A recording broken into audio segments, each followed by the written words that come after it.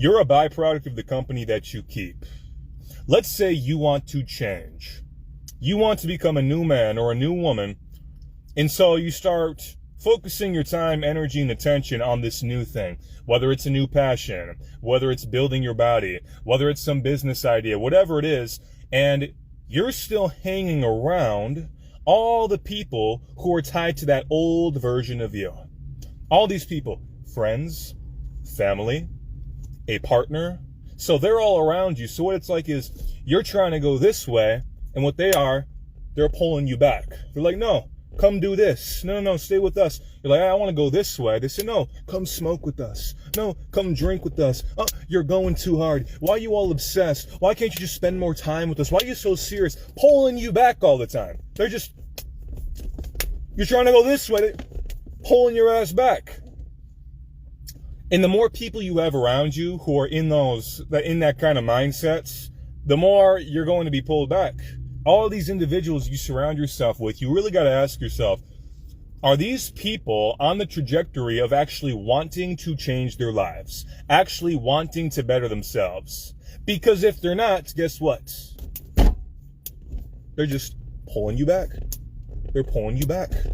You're trying to go this way, they're pulling you back. You got all these hands on you, pulling you back. Your loser friends who want to party, who want to drink, who trying to match, who want to talk about girls and dumb bullshit. All these people you hang out with, yeah, but they're my friends. They're my friends.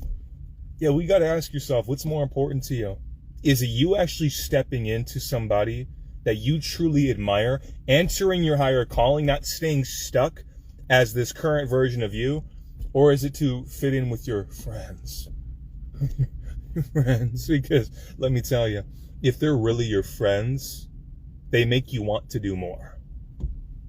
They make you want to be better. They make you want to strive for greater things. Those are your real friends, not the people who make you feel comfortable being less of yourself, being average and mediocre. And I don't care. This can go for family. Family, so listen, I wouldn't be here talking to you right now. I wouldn't have made any of my videos, wouldn't have built my own coaching business. None of you guys wouldn't even know about me if I had tried to stay fitting in with first an ex-partner. Okay, first thing, ex-partner. That was the first thing. That was the first tie I had to let go of, was a partner. How many years? 5 years ago? That 4 or 5 years ago? That was number one. Then next came one of my friends, or like one of my only friends that I would somewhat see consistently. We would smoke weed together. Decided that weed wasn't helping me get to where I needed to go, so I stopped doing that. And as soon as I stopped doing that, now we're just missing. We don't connect over anything. When we're not high together, there's not shit to talk about because they're on a superficial level. They're not focused on the things that I'm focused on, building a business, making content, semen retention, not focused on girls and drugs and parties and dumb shit. So we fell off. That was that. And then the final boss. Well, let me sprinkle another one in there. 9 to 5s. 9 to 5s. Working jobs. Wasn't meant to work jobs. I tried. I was meant to for certain periods in my life because they were all experiences. I got to learn about myself. I got to learn about what it's like to work in factories, do 12-hour shifts, work outside in construction, pouring concrete in the winter, being, stuck in customer service, how to talk to people. I learned skills from these things, but they weren't where I was meant to stay. So those had to go. Jobs had to go. And then the final boss, family. Family was the last one that needed to be let go for me to do what I do today. Had to move out, be on my own. Can't remember how old I was, 19 or 20 when I moved out completely. First with my dad, and then with my mother. And that's what it was meant to be. Because still trying to keep myself intertwined with these individuals would have done nothing more than keep me stuck in the same place, halted my growth, and prevented me from truly expressing myself the way I wanted to. Because we don't realize that when we try to keep people around, we put filters on ourselves. Okay, if the people around you aren't comfortable with you expressing who you really want to be, those aren't your people. I don't care if they're your family. I don't care if that's your brother or your mother. I don't care if that's your partner of 3 years. If they don't support you growing into this next person, they don't support you expressing yourself as who you truly are now, you don't need to keep them around. Sometimes it doesn't mean you don't love them. Doesn't mean you don't care about them. But some people you need to love from a distance. Because if you allow them to keep pulling you back, who's that helping? Oh, but they like it. They like me being with them. Either they rise up to meet you, or you go down to meet them. That's your decision. You can choose that. I don't know about you, but I would much rather know that I lived up to the man that I could truly become, the highest version of myself,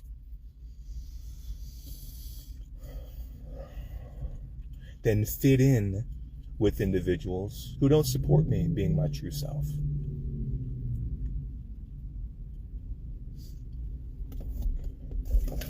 And it's uncomfortable. When you let go of somebody, it's like you're taking a piece out of yourself. You're taking a chunk out of yourself. You're taking this piece out of yourself. And it's your old identity, the old you, is attached to that old piece of you, so it hurts. When you let go of something or somebody, it hurts. Like you're taking a piece out of yourself, and it hurts. There's a wound there. There's a little void there. Now it's painful, and you want to try to fill it with something new. No, you gotta let that shit heal. Okay? If you were cutting tomatoes one day, and you sliced a chunk off your accidentally, you were that dumb, you were drunk or something, you were chopping tomatoes, then you sliced a whole bunch of skin off of your forearm. Are you going to try to put paper over your skin, or are you going to let your skin heal? Provided you didn't go that fucking deep. It's an analogy for you, but you get the picture. Are you going to let yourself heal, or you need to fill the void with something that's superficial, that's temporary, that you know is not going to last, that you know isn't truly good for you? A lot of you guys do this with partners, relationships. You are incapable of being alone with yourself. So you always got to have somebody there. You always need to fill that void with somebody. Someone's got to be there. You can't just sit with yourself. I'm a master of isolation. I can sit with my fucking self for months, for years, and just focus on building a brand, putting myself out there. Because without the external distractions of all these other people that I'm trying to compensate for and make my life work with and trying to fit in with, and they're holding me back from being my true self, I can just blossom, bitch. I can blossom. I'd rather blossom. I'd rather blossom rather than be the plant that's trying to come out of the ground if there's all this shade over it. You can't. You gotta remove. Ooh, there she goes.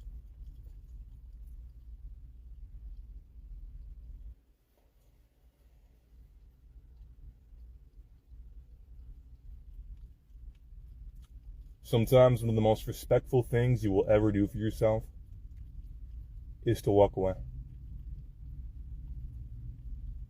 Be strong enough to walk away.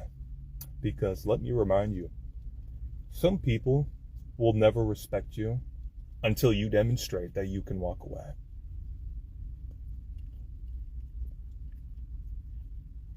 Oh yeah. Because they're used to you. They're used to you. You're always there. Maybe for some time they've had you wrapped around their finger.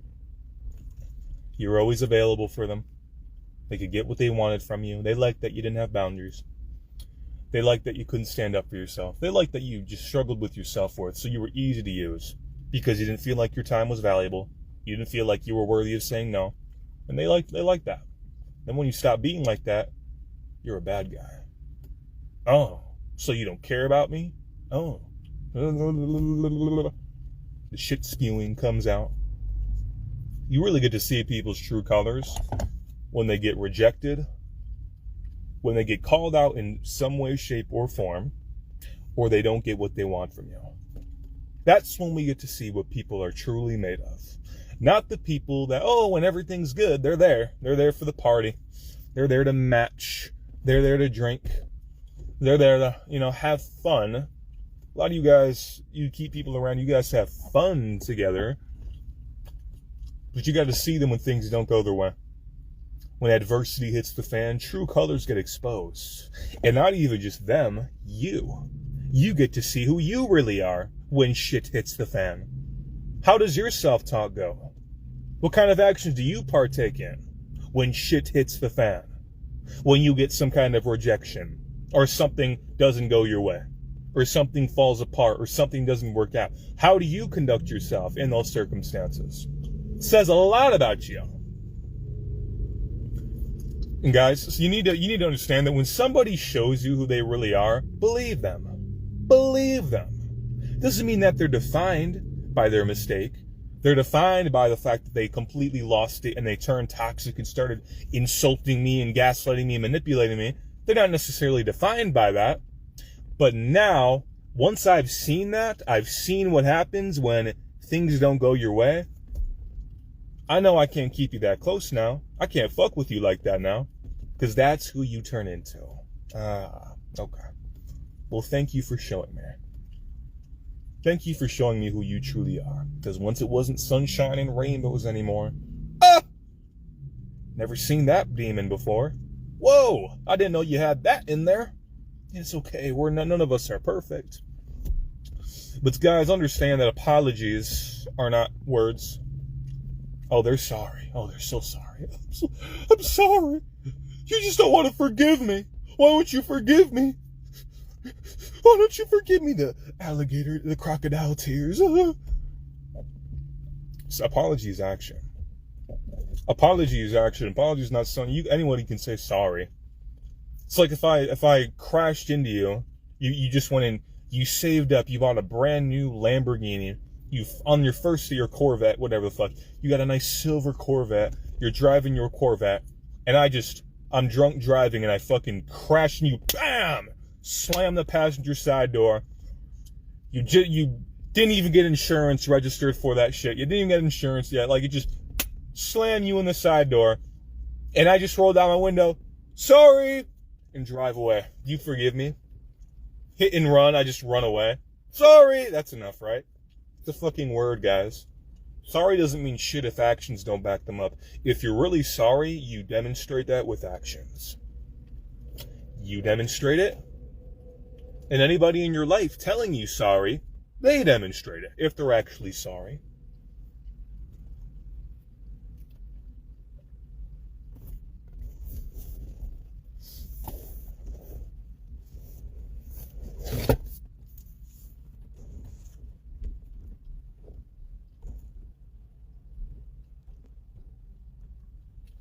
You guys gotta understand when something happens in your life, the way that you bounce back from anything, you need to feel so you can heal, for one. So the one who runs to escapism, I don't care what this is, a rejection, you had to leave people you were really comfortable with, but you know that they're holding you back now. You made a mistake, you fucked up, and you did something you regret, you feel shitty about. The way that you bounce back is by showing yourself who you are now with your actions. Because I always say, if you don't get better, if you don't progress, you will always feel like you're defined by past shit. Because this thing happened, and then I didn't get better. And you look back, I'm still there. I'm still that same person. There's been no growth. So I'm still them. I'm still that person. And I still hurt because of it. Getting better is what allows you to heal the wound faster.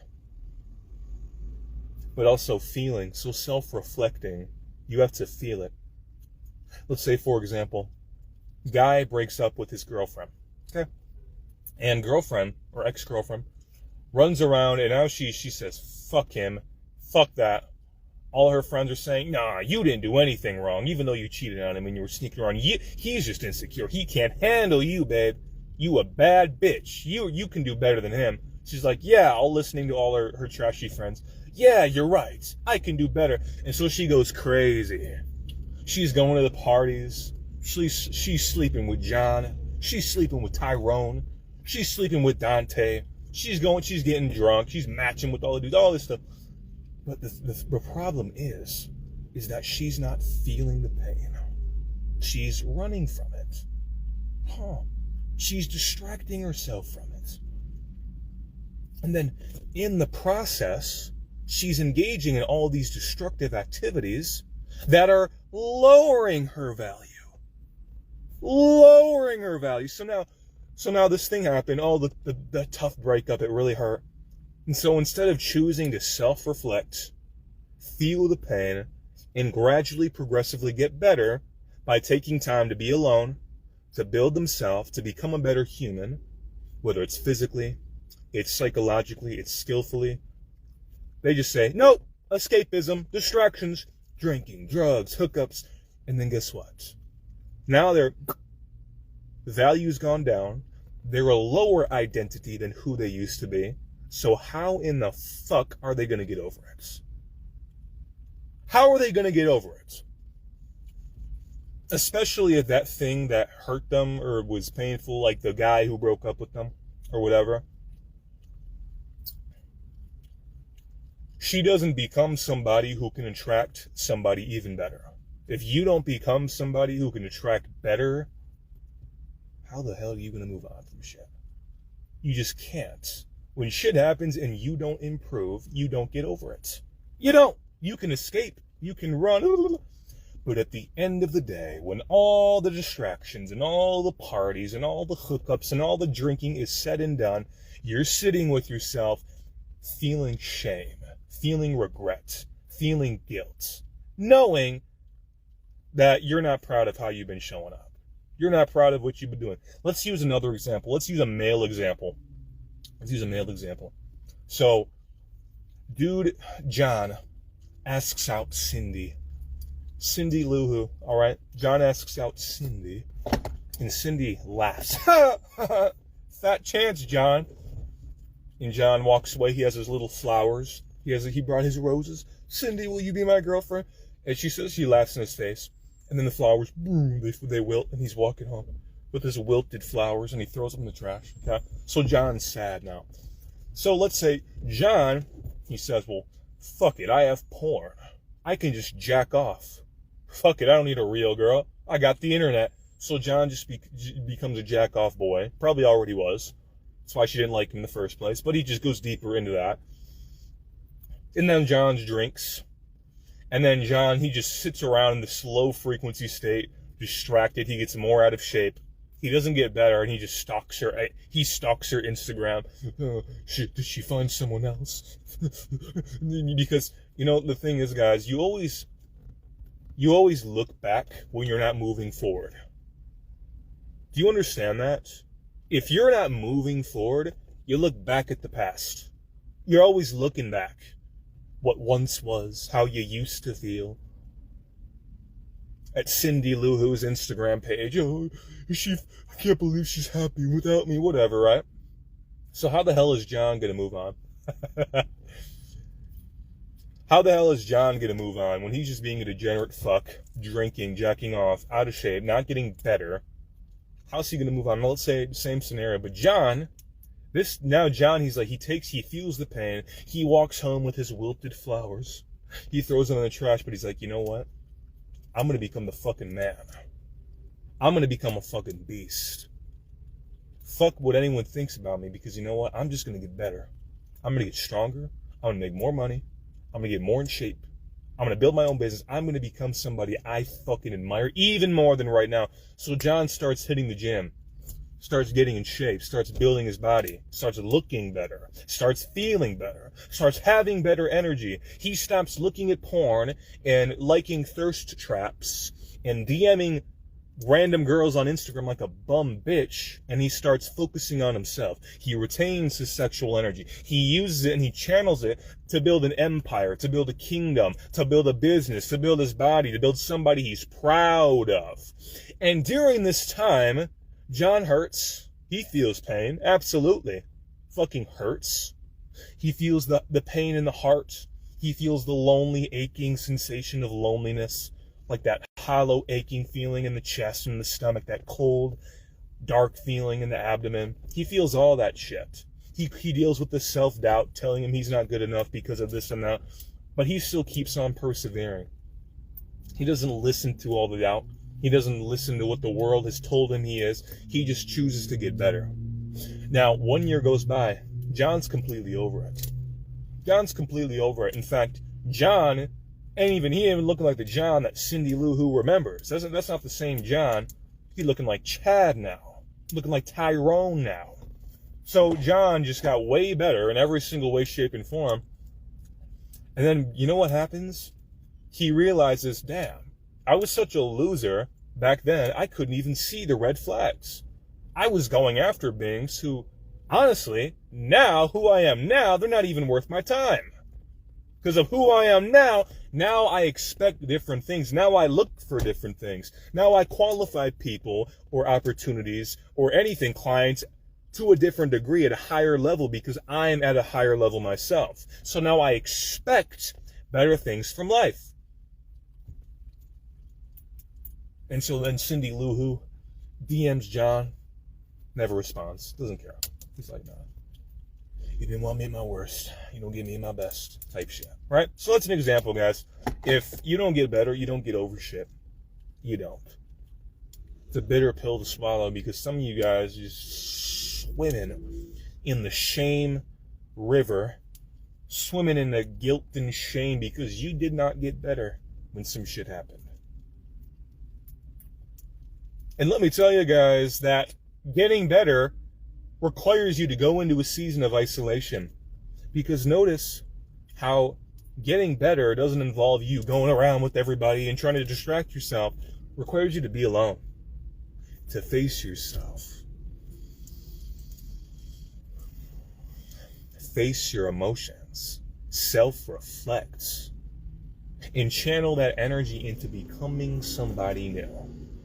But if all your loser friends are still around you and all the people who were tied to the old version of you are still pulling you back, come match with us, come drink with us, no, you didn't do anything wrong, you're fine just the way you are, all that shit. That's why you stay stuck. That's why you stay stuck. And then you just become a blaming bitch. Because of this trauma I went through, the doctors diagnosed me with this. And Paul Bryson is just insensitive. He doesn't understand.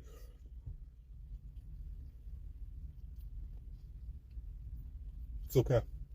Because I understand. I do, actually. And that's why I don't sugarcoat shit for you. You don't need sugarcoating. Sweet cheeks. Honey buns. You don't need sugarcoating. You need someone to keep it real with you. A lot of you guys don't have that. You have people who make you feel comfortable being less of yourself. People who lie to you. It's okay. No, you're beautiful just the way you are. That 30 extra pounds looks good on you. It gives you a little extra. It gives you some extra cake. And like when you know you want to change some shit, but everyone around you is trying to talk you out of it, those aren't your fucking friends. Those aren't your fucking friends. They just like you are because if you got better, it would shine a light on them at all the things they're not choosing to look at and not work on. So they like you are. They like you in your current shape. They like you with your current habits. They like you with your current mindset. And when you grow out of that, you'd be real surprised who's actually your friends. You'll see. You'll just see what happens. See what kind of person they turn into in the presence of a new version of you. Who's that? They think they're all that. Fuck. John thinks he's all that. Look at him, he's fucking going to the gym. Thinks he's too cool to drink. Dude's missing out. What a loser. He's too serious about everything. Must be miserable. He must be so unhappy. Doesn't want to drink with us. Thinks he's too cool for fast food. Oh, it's not part of the diet. Just thinks he's all that. He's a loser. He thinks he's better than us, but you know what? He's probably miserable. Too serious. And that's okay. You'll be surprised. And sometimes you gotta just feel people's energy because you don't hear how they talk about you when you're not around. That's literally why I moved out with certain people because I didn't even know how they were talking about me. I could just feel it when I was around them. I could just feel what was going on behind closed doors. I could just smell it. Something's just off. very pleasant to my face, but behind closed doors, there's things being said. I can just feel it. And when you move with the sense of discernment and you're really taking good care of yourself, trust me when I say that your discernment goes through the fucking roof. Like, you literally feel people's intentions. You feel their energy. It's almost like your spirit can just pick up on things that you couldn't pick up on before when you're walking around all depleted of your vitality, giving it up to junk food and porn and hookups and bullshit, sleep deprived as fuck, staring at TikTok all night long. When you start really taking care of yourself, you'd be surprised how you can just pick up on things better. The old version of you couldn't pick up on shit like that.